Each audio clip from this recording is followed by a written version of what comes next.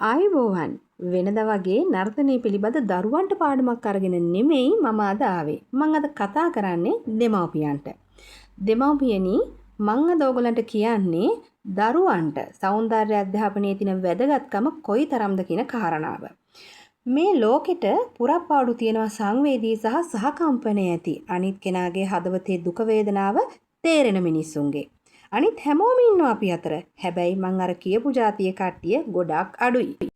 එතකොට දෙමව්පියනි මේ ඔබෙත් මගේ දරුවා ටික ටික ලොකු වෙලා පරිසරය හා එකතු වෙනකොට සමාජයට ගොඩ වෙනකොට මේ දරුවා සහකම්පනයේ ඇති සංවේදී බව ඇති අනිකාගේ දුක වේදනාව සතුට සැනසීම හඳුනන සමාජයට මිනිස්යන්ට හොඳ වටිනාකමක් ඇති මිනිසෙක් කරන්න වැඩිහිටියන් විදිහට අපිට කරන්න පුළුවන් එක පියවරක් තමයි කුමක් හෝ සෞන්දර්ය කලා මාධ්‍යයක් තුල තමන්ගේ දරුවව අනුගත කිරීම.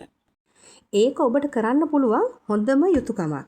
එහෙනම් ඔබේ දරුවට යමක් කියද්දි තේරෙන වයසක් එනවනේ. අවුරුදු 4මාරක් වගේ අන්නේ කාලේ ඉඳලා කුමක් හෝ සෞන්දර්ය මාවතක් දරුවාට පෙන්වා දෙන්න කියලා නර්තන ගුරුවරයෙක් විදිහට මම ඉතාමත්ම වගකීමෙන් මගේ ආදරණීය දෙමව්පියන්ට මතක් කරලා සිටිනවා.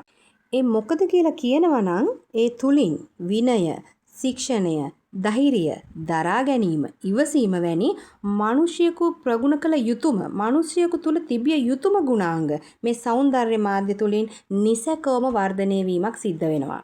මේ සංවර්ධනය වීම තුල ඔබේ දරුවා මානුෂීය ගුණධර්ම ඇති මිනිසෙක්, සමාජයට හොඳ හිතවතෙක්, කවදා හරි තමන්ගේ දරුවන්ට හොඳ මවක්, පියෙක්, නෑදෑයන්ට හොඳ දරුවෙක්, රටට ලෝකෙට වටිනා වැදගත් පුරවැසියෙක් විදිහට මේ රටේ සමාජයේ සමාජගත වෙන්නට දින ප්‍රවණතාවය ඊටාම වැඩි.